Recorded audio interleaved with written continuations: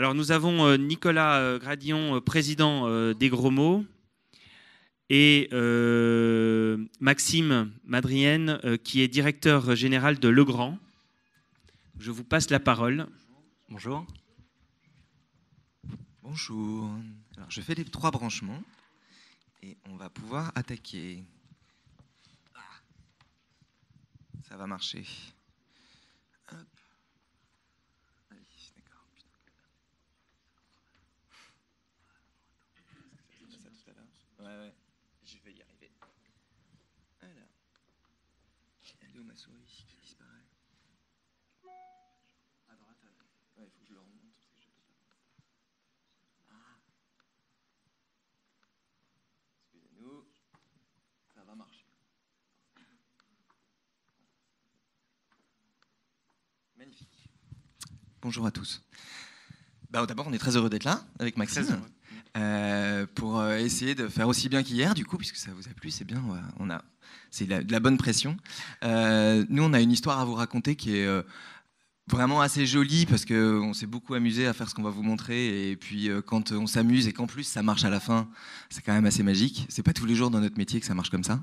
Donc ça, c'est une très très bonne nouvelle. Donc, on est ravis de le partager avec vous ce matin, hein, Maxime. Notre histoire, elle est assez simple. C'est déjà une rencontre parce que il y a un monde d'écart entre Legrand, entreprise du CAC 40, et les Gros Mots, petite PME, agence indépendante de 40 personnes avec un capital social de 200 €, voilà, créée il y a 4 ans. Donc c'est déjà une rencontre qui n'était pas évidente sur le papier, et c'est à noter. Donc là, c'est vraiment merci à Maxime d'être allé chercher de Limoges sa petite agence montmartroise, et ça, c'est toujours très agréable déjà, une bonne surprise quand on a un coup de fil, qu'on ne va pas chercher les clients, mais qu'on a un coup de fil et dit j'ai vu ce que vous avez fait, j'ai très envie d'essayer de faire un truc avec vous. Voilà, ça c'est le point de départ et c'est magique. Après, l'histoire, elle est assez simple. On va vous montrer des films, évidemment, et une web-série. Ça s'appelle Le Grand Changement. Je ne sais pas si vous l'avez déjà vu. En tout cas, on va vous le montrer, ce grand changement. Ce grand changement, c'est forcément un grand changement quand on s'appelle Legrand. Parce qu'on a essayé de faire des choses qui font rire et on ne peut pas dire que ce soit l'entreprise forcément la plus drôle, et notamment parce que c'est une entreprise du CAC 40, et notamment parce que, comme je vous le disais, c'est à Limoges. Donc voilà. Et à la base, on s'est dit, il y a du travail, et c'est aussi très agréable de partir d'une quasi page blanche finalement, puisque vous ne voyez pas de la communication Legrand tous les 4 matins, c'est le moins qu'on puisse dire. Aujourd'hui, c'est une entreprise qui communique de façon corporate, institutionnelle et financière. C'est un choix.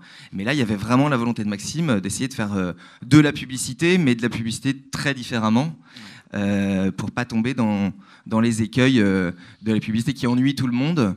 Parce que moi, je suis presque surpris des chiffres, 78% qui trouvent la publicité désagréable. Je trouve les gens gentils, parce que c'est pas regardable souvent la plupart du temps. Donc comment on arrive à rendre ça intéressant, agréable à regarder, tout simplement, quoi.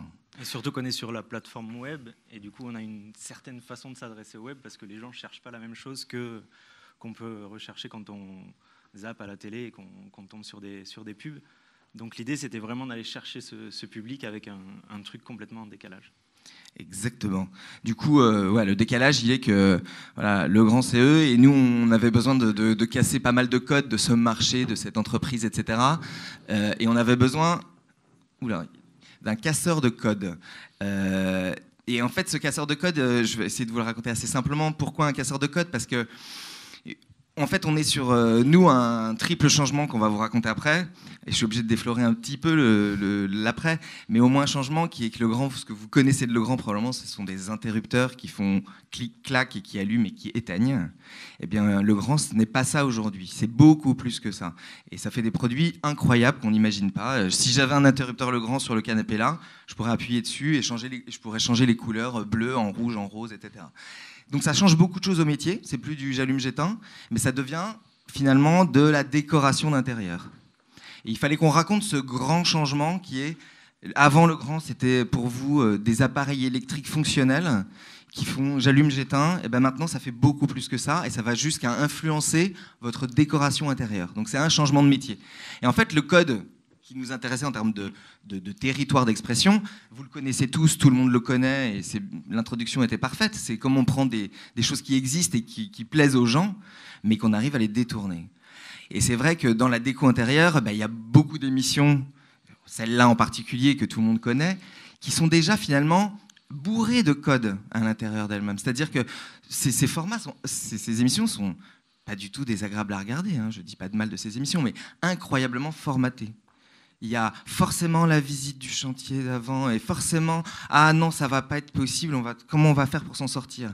Et puis après on revient, mais quand même on a trouvé des solutions. Et puis après oulala, mais vous allez avoir très très peur du résultat. Et puis il y a les avant après, et puis il y a la petite musique d'ascenseur sur les avant après, et puis il y a forcément un électricien qui monte le haut de sa raie des fesses à un moment donné parce qu'il est agenouillé en train de travailler, etc., etc. C'est incroyable comme c'est effectivement les mêmes ingrédients qu'on retrouve systématiquement dans ce genre d'émission. Et donc nous, évidemment, nous, les gros mots, agence de publicité et derrière Maxime, ça nous a amusé de parodier ces codes qui ne demandaient sincèrement qu'à être parodiés. Franchement. Donc voilà, et on est passé donc par ce fameux casseur de code et on avait besoin de quelqu'un et d'une figure de proue pour porter tout ça et puis être drôle, parce que là, il s'agissait vraiment d'être drôle. Et donc on vous propose ce petit jeu qui consiste à chercher l'intrus sur... on a fait rentrer quelqu'un au comité de direction de Legrand, en fait. Et c'est en ça qu'on a fait des choses très différemment, parce que le garçon que vous voyez, vous allez trouver et dont on va vous parler, il a participé incroyablement de l'amont à vraiment l'aval de tout le processus, de l'écriture à évidemment la mise en scène, évidemment le montage, jusqu'au choix de la musique. Donc c'est un personnage très important et je laisse Maxime vous le... Et c'est d'ailleurs un scoop aujourd'hui, on peut le dire. Il arrête sa carrière d'humoriste et il rejoint Legrand, quoi. Donc voilà, vous avez le scoop.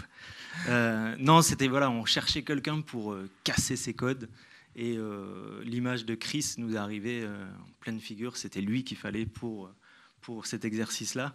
Comme Nicolas l'a dit, on a choisi la parodie parce que c'est un genre, un mode qui fédère beaucoup. Et une émission de télé que tout le monde connaît, avec des codes déjà très marqués, des traits assez typés. Et du coup, il fallait ce Chris, quoi. C'était le casting idéal pour relever ce défi. On va vous montrer un petit extrait. On va vous montrer un peu son univers, voilà ce qui nous a séduit, ce décalage. C'est vraiment un chasseur de choses absurdes. Donc, et il a vraiment fait toute sa carrière humoristique sur je repère des choses. Tout le monde vit avec toute la journée, on ne se rend pas compte à quel point c'est absurde. Et lui relève ces choses-là. Il a ce talent incroyable. Un petit extrait. Alors, vous êtes nombreux à m'avoir interrogé sur un sujet évoqué par Courrier Cadre dans son dernier numéro. Peut-on se bonifier avec l'âge ? Eh bien, la réponse est non. Voilà, comme ça, vous pourrez profiter de votre fin de semaine. Voilà, c'était tout simple. C'est lui. Alors... donc Chris, Chris qui devrait être avec nous aujourd'hui vraiment parce qu'il a été un incontournable, important. Et c'était ça vraiment la façon de travailler. L'important, c'était aussi du coup garder sa patte, quoi. Et donc c'est lui qui a écrit la globalité de la chose, quoi, avec notre regard. Et il a incorporé en plus les choses de façon géniale, quoi. Et repris ses codes et les a détournés de façon très, très subtile. C'était très intéressant comme façon de travailler pour nous même, parce que pour le coup, pour casser le modèle typique d'un concepteur, rédacteur écrit, un directeur artistique fait les choses, et tout ça est tourné par un réalisateur, et puis on fait en sorte que le réalisateur comprenne ce que les créatifs essayent de lui raconter et veulent faire passer comme film. Ben là, on n'était pas du tout dans cette histoire, on était dans, évidemment, à l'agence, Nicolas Damien, je les cite, parce qu'ils ont fait un sacré boulot, sont des créatifs, mais ils ont travaillé avec un troisième créatif qui s'appelle Chris Esquer, qui a été là de A à Z et qui a été là à la mise en scène, là à la réalisation, là à la diffusion, partout, etc. Enfin, génial. Et ça change tout. Et l'idée, c'était vraiment de garder son humour, sa patte, parce que voilà, derrière, il y a de l'émotionnel, il y a un truc tout en décalage qui est super, quoi. Donc voilà. Alors après, pour revenir sur le grand changement. Voilà. Plus sur le fond, donc c'était un grand changement à plusieurs niveaux. Déjà un changement de ton. On l'a dit, du décalage, etc. Aussi, on arrive sur le web, donc il faut s'adapter au web et parler à des cibles qui sont un peu plus urbaines, qui cherchent un peu plus de divertissement. Donc c'était la première étape. Du coup, là, on vous propose de voir le premier épisode. Ça met dans l'ambiance, changement de ton. Alors, le changement de ton, c'est passé de ça, qui est effectivement l'image de l'électricien à la papa, voilà, à ça, puisqu'on veut devenir, bien plus qu'un électricien, des gens qui influencent la décoration intérieure de la maison en inventant ce qu'on pourrait appeler un design lumineux. Alors, parlons du design lumineux. Vous allez voir, on est parti, on va directement sur YouTube. Tout bien, ça marche? Ça marche pas. Ah, alors ça devrait marcher. On y retourne. Qu'est-ce qui se passe? Alors, est-ce que si je bascule ça? Pas du tout. Alors, c'est embêtant. Ça y est, on y arrive.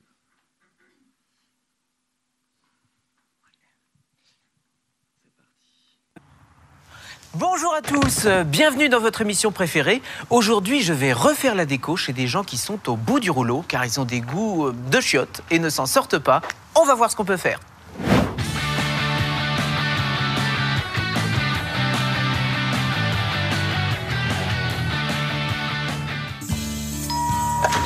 Bonjour, je viens pour la déco. Je commence par arracher des dessins grotesques qui sont incompatibles avec le style épuré que j'ai choisi pour cette famille. C'est atroce. Je suis consterné par l'étendue des dégâts. Non, c'est pas possible ça. Ça fait longtemps que vous êtes ensemble? 12 ans. Oh, bah oui. Vous faites encore l'amour? Non, hein. Bon, allez. Oh là là là là là là. Vous êtes inconscient? Je suis obligé de prendre de la ventoline car ce genre de décoration m'indispose et m'empêche de bien respirer. Je peux rien faire avec ça, moi, il faut tout revoir. Il y en a pour 2 ans de travaux, là. J'opte finalement pour une solution plus simple, car je n'ai pas envie de m'aroufler avec mes hôtes pendant 2 ans, et de toute façon, je n'ai pas le budget pour démolir la maison et tout refaire à zéro. Allez, quand je t'ai vu arriver, je me suis dit, ah, elle a quelque chose, et c'est dommage, t'es mal éclairé. T'es mal éclairé dans ta maison, quoi, donc c'est dommage. Ma solution consiste en une remise à niveau de l'éclairage et un nouveau design lumineux. J'ai prévu pour vous un nouveau design lumineux. Je vais faire en sorte, si vous voulez, par un jeu de lumière, que le soleil arrive de l'autre côté de votre maison. C'est-à-dire tout ce qui est au nord va être rebasculé, d'accord? Je vais aussi essayer de trouver un autre mari à Florence, car celui-ci plombe l'ambiance dans la maison. Et puis tenez, offrez-vous un petit toilettage, ça va vous remonter le moral. Allez, à demain. Non, toi tu restes là. Tu vas m'aider pour les travaux.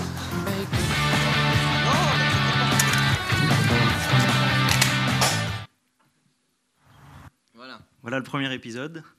Donc il y en aura 2 supplémentaires. La saga, si vous êtes sage. Ouais. Du coup, la construction des épisodes, vous voyez là, on a vu à aucun moment la marque Legrand, et c'est voulu, c'était vraiment d'avoir le teaser jusqu'au bout, et vous verrez, on la découvre vraiment qu'à la toute fin. Et l'idée, c'était donc, on reprend ces codes-là, et on se les accapare un peu, puisqu'on va instiller comme ça, subliminalement, au cours des épisodes, un peu d'électricité dedans, de design lumineux, et du coup, on peut repositionner un peu notre business, notre façon de travailler l'électricité. Donc c'était ça qui était intéressant, tout en gardant un truc très divertissant et sans placement publicitaire, etc. Ouais, ce que dit Maxime, c'est très important. Pour le coup, c'est cette capacité qu'on a eue jusqu'au bout et tous ensemble, parce que c'est un boulot collectif, à tenir le truc et à ne pas lâcher, parce qu'à un moment donné, c'est facile de se dire, oh, quand même, est-ce qu'on y va, est-ce qu'on ose. Mais en fait, dans des formats web où on joue le décalage, on n'est pas à moitié enceinte. Et ça, c'est une règle absolue. Si on commence à faire les choses à moitié, voilà, ça se voit. Et si ça se voit, ça veut dire que c'est pas sincère, qu'en fait, on n'a pas vraiment envie de le faire et qu'on a quand même bien les chocottes de faire des blagues. Alors que non, il faut l'assumer, libérer le truc. Et bien sûr qu'on fait une blague sur est-ce que vous faites encore l'amour ? Pas de problème, parce que oui, tout va bien, on est sur le web, on est en 2014 et on peut se détendre un coup, en gros, vraiment. Et c'est vachement important.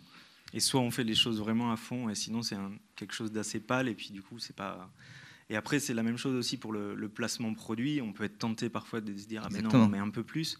Mais là, le taf, ça a été de trouver le juste milieu entre quelque chose qui est quand même publicitaire, mais sans pour autant faire vraiment de la pub.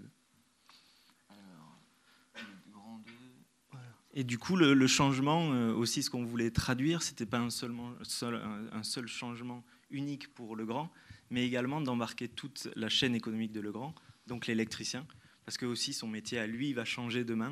Il va être décorateur lumière, il va apporter du service, etc.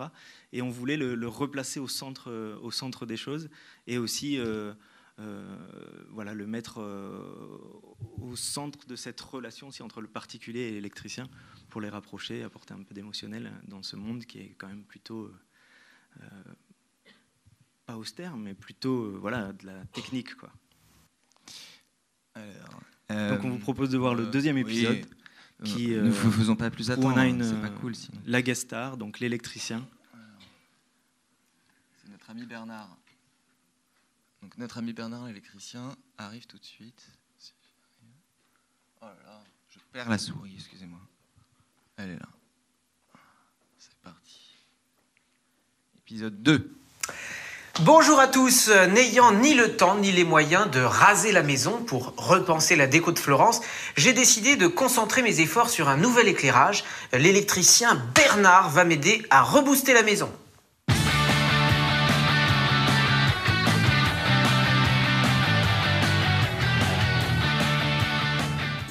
Pendant que Bernard commence à travailler, j'essaie de lui faire gagner du temps en préparant le terrain. Faut pas être comme ça. J'ai gardé l'enfant à qui j'ai demandé de faire un grand nettoyage, car il ne sert à rien de repenser tout l'éclairage si la maison n'est pas saine. Dans la chambre de l'enfant, j'ai décidé d'installer un variateur automatique qui éteint progressivement la lumière. Comme ça, si l'enfant a peur des monstres, il les verra avant de se faire croquer. Et puis, ça évite au monstre de se cogner partout quand il vient chercher l'enfant. Donc c'est gagnant-gagnant. Il est temps de faire une pause. Quelqu'un veut un apéro? Oui! Regarde ce qu'on va mettre.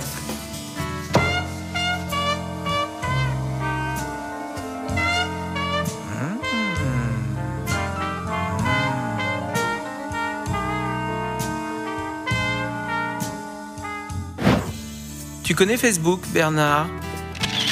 Pendant que Bernard travaille, j'emprunte le téléphone de la maison et j'appelle longuement mon vieil oncle au Japon.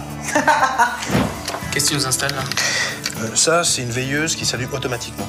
Quand? Quand les gens passent devant. Dans le prochain épisode, Florence va découvrir sa maison. Choquée par le résultat, elle perd connaissance et doit être hospitalisée sur le champ, révélant par là une nature bien fragile. Résultat des travaux. Alors je vais tout de suite vous montrer le troisième parce qu'on a court de temps visiblement. Alors c'est parti. Salut, aujourd'hui on revient vers vous avec quelqu'un qui a un CV. Pas du tout. Pas du tout non plus. Bonjour à tous, n'ayant... Allez, ça va marcher. Bonjour à tous, dernier volet de votre émission Le Grand Changement. Il est temps pour Florence et sa famille de découvrir le résultat des travaux. Si ça ne leur plaît pas, c'est pareil parce que moi je n'aurais pas le courage de tout refaire. Et voilà. Oh, c'est gentil de me rendre visite. Entrez.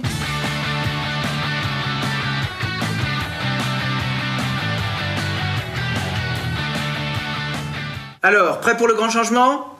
Oui? Alors, go! Je commence la visite par la pièce à vivre. La lumière s'allume automatiquement et j'ai transformé le réservoir d'eau des toilettes en vase design.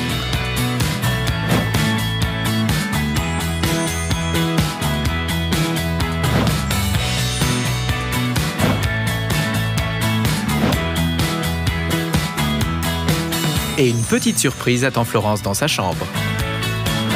Nos amis découvrent les transformations. Et elles sont de taille.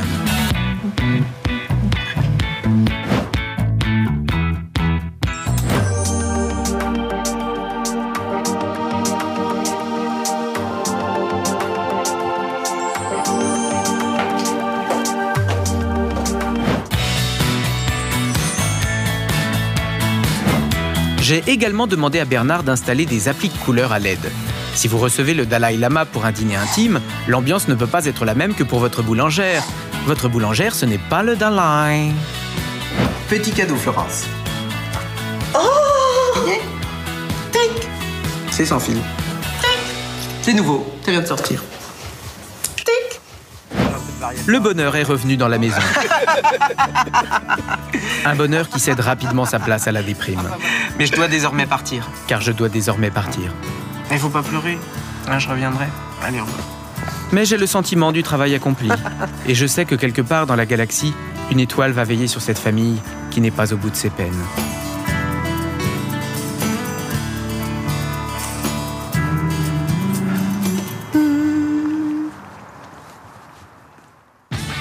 Florence, tentez de gagner une toute nouvelle ambiance lumineuse avec Le Grand Changement.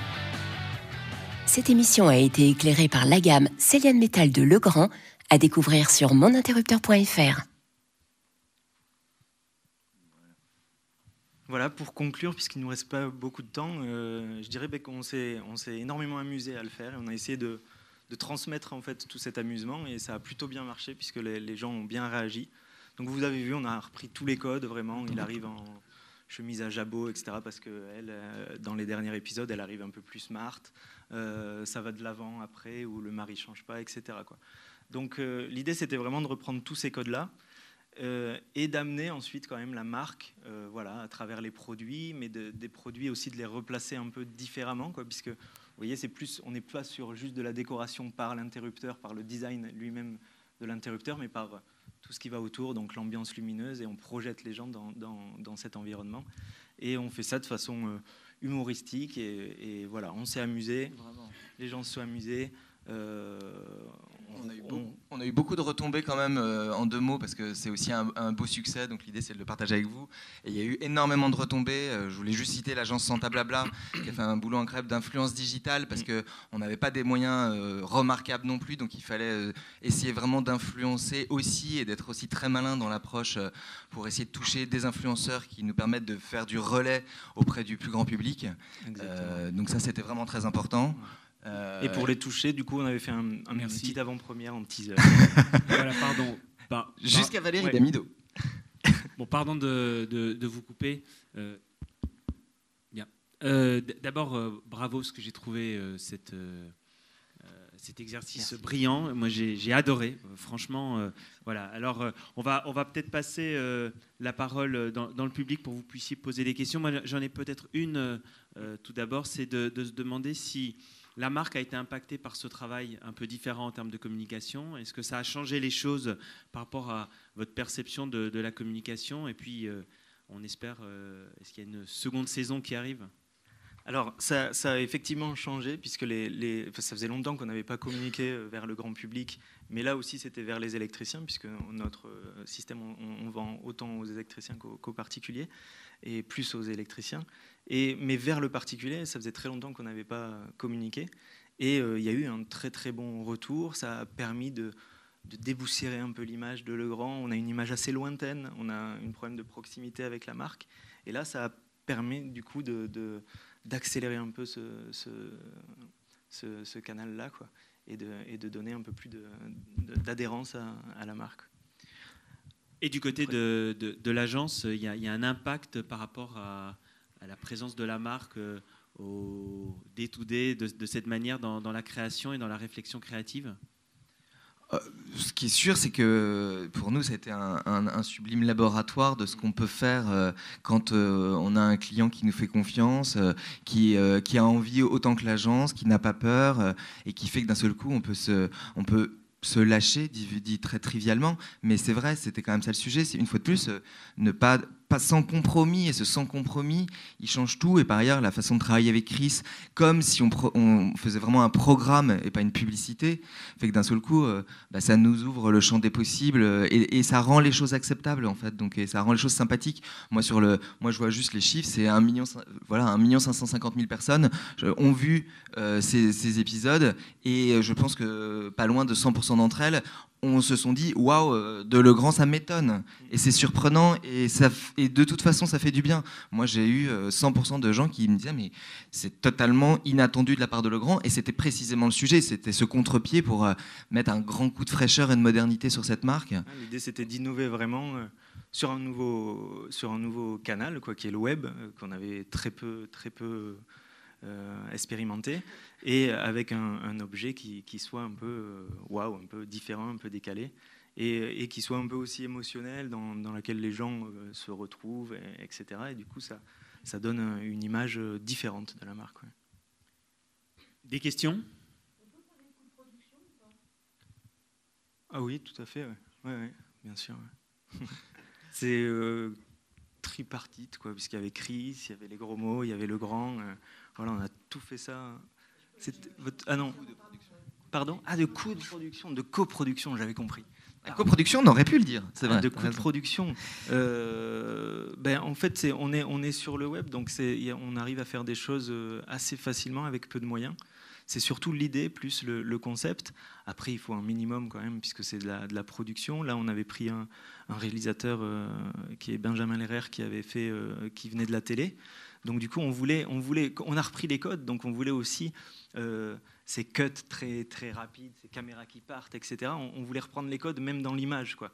Donc du coup, il faut quand même investir un minimum pour avoir une prod qui soit cool, sympa et le reflet de tout le reste, quoi. Parce que en fait, si on a un élément qui est un peu en dessous des autres, c'est pas top. Donc là, il fallait qu'il y ait un bon scénario, on l'avait, c'était Chris, un bon réalisateur, et puis des idées qu'on a mis en œuvre. Et du coup, les coûts, c'est quand même abordable. Après, les coûts de diffusion aussi.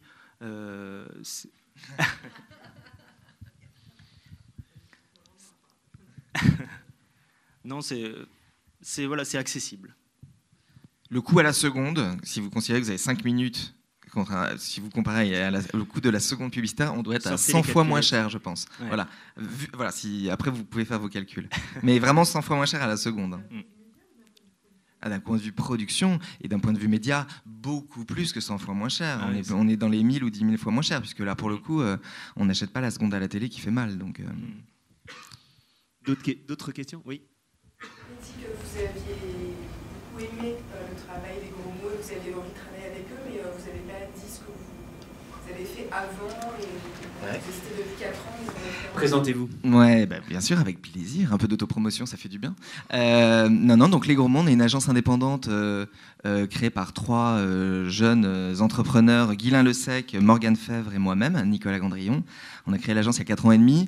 Aujourd'hui, on s'appelle Les Gros Mots parce qu'on veut faire les choses différemment avec de l'impact, parce que nous, on est convaincus que la publicité n'intéresse plus personne et que si dans une publicité, il n'y a pas un énorme impact et quelque chose qui se passe qui est frais et qui est nouveau, c'est sûr qu'on va dépenser de l'argent pour que ça ne change rien, ce qui est très facile à faire dans notre métier.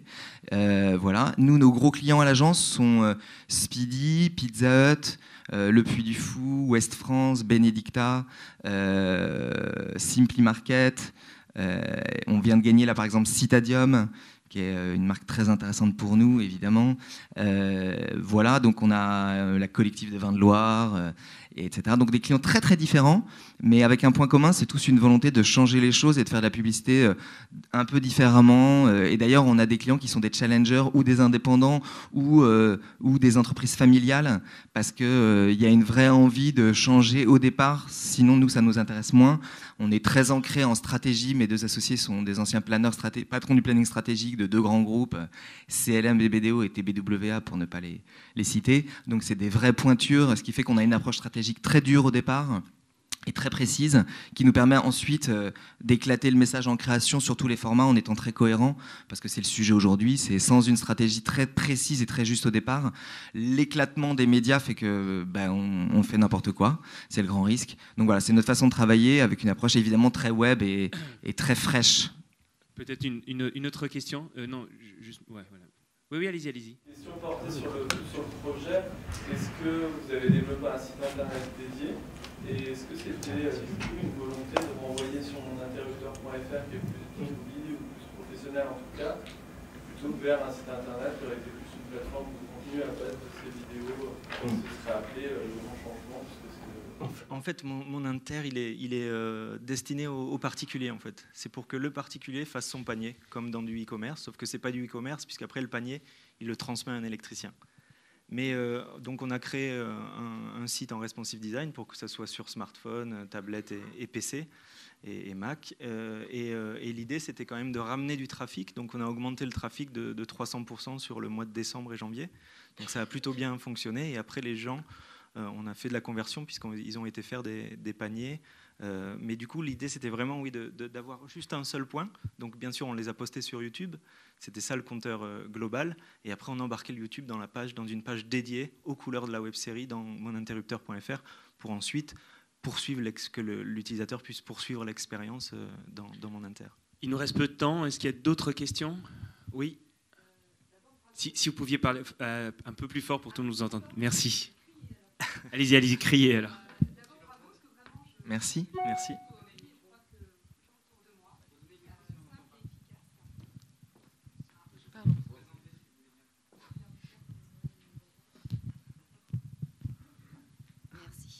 Lara Faguet, groupe Accor, donc bravo. Beaucoup d'humour, beaucoup d'efficacité et bravo pour la modernisation de la marque. Moi, j'avais plutôt une question sur la strate média. Est-ce que c'est du 80% YouTube? Est-ce qu'il y a une vraie channel dédiée habillée aux couleurs de la marque avec le pendant obligatoire en termes de montant d'achat média? Voilà, plus sur le média. Ok. Du coup, oui, on a décidé de poster uniquement sur notre chaîne YouTube Le Grand. Et en termes d'achat média, on a fait du pré-roll sur YouTube. Donc, comme le disait Nicolas, on a été touché des blogueurs influents, donc soit avec du billet sponsor, mais très peu, et plutôt en les sollicitant avec un petit teaser. En fait, on avait fait un petit sorte de making-of, mais sans rien annoncer, sans rien dire, et en disant voilà la suite la semaine prochaine. Et ça a suscité énormément de réactions, etc. Les gens se sont demandé qu'est-ce qui se passait. Donc on a eu énormément de vues naturelles. Si vous voulez, on a à peu près acheté 500 000 vues. On en a eu plus d'1 million en fait, de naturelles, quoi, donc gratuites. Donc du coup, et l'idée, oui, c'était vraiment de tout focaliser sur YouTube et de renvoyer sur cette page dédiée aux couleurs de la web-série. Si on essaye une répartition du budget global, on peut se dire quoi, que le média versus la production et la créativité, ça représente quel type de répartition en pourcentage? Le média, c'est même pas 50% de la production, quoi. Là, en fait, avec le web, ce qui est fabuleux, c'est qu'on peut mettre un peu plus, et on n'a pas mis beaucoup d'argent dans la production, mais on met plus d'argent, on se concentre plus sur la production. Et après, on a un effet naturel de buzz, mais après, il faut l'orchestrer quand même, quoi. Ça demande beaucoup de travail. Après, ce n'est pas un coût qu'on va donner à une régie tant, mais c'est un coût interne, du coup, où il faut aller activer du blogueur influent. C'est des choses, des stratégies complètement différentes et nouvelles, mais qui, avec un peu de bon sens, coûtent très très peu. Et du coup, l'avantage, c'est qu'on peut mettre un peu plus dans la prod et du coup avoir un objet qui est à la hauteur de nos désirs et de l'image qu'on s'en est fait à la conception, en fait. Bien, peut-être la dernière question. Est-ce que... Oui, attendez. Bonjour. Moi aussi, je suis particulièrement épatée par la modernité en fait de la production par rapport à l'image de la marque. Donc bravo, fallait oser, surtout dans un modèle B2B2C que je connais bien. Je travaille chez Visa. Comment a été justement perçu ce projet au sein de Legrand? Est-ce que ça a été compliqué de convaincre votre direction? Et comment ça influence justement la communication globale, en fait? Parce que un peu par hasard, je suis allée récemment sur le site Corporate. Oui. Je n'ai pas vu en fait cette communication. Je trouve ça super dommage. Alors pour la partie très rapidement, pardon. Ouais. Du coup, c'était un travail de longue haleine puisque ça remonte à 2 ans. Moi, l'idée, ça a émergé, cette idée de web série et cette idée d'aller sur le digital et de parler différemment avec un objet aussi très décalé. Donc ça a été de la négociation d'abord sur on va sur le digital, et là j'ai été énormément soutenu puisqu'on a vraiment une volonté de ça. On fait beaucoup de produits innovants et du coup l'idée c'est d'avoir une com à la hauteur de ce qu'on fait en produit et de le montrer, quoi. Donc le digital c'était évident pour tout le monde, et après c'était la forme. Ça peut prendre énormément de formes différentes. Et cette forme, ça a été vraiment de prendre cet objet de la web-série avec une parodie. Et après, entre le moment où on s'est parlé, il s'est écoulé aussi 1 an quand même pour faire des allers-retours, etc. Mais j'ai été très libre, et toute la partie com, on a été très libre et très soutenu. Et là, du coup, les résultats sont très satisfaisants. Et du coup, ça a repositionné la marque un peu différemment. Et même dans notre entourage, enfin, les gens, le Grand, c'est quand même assez éloigné. Ça a une image plus technique, plus du bâtiment, etc. Du coup, ça donne un autre insight. Merci beaucoup de votre participation et encore Merci bravo. à tous. Au revoir. Merci.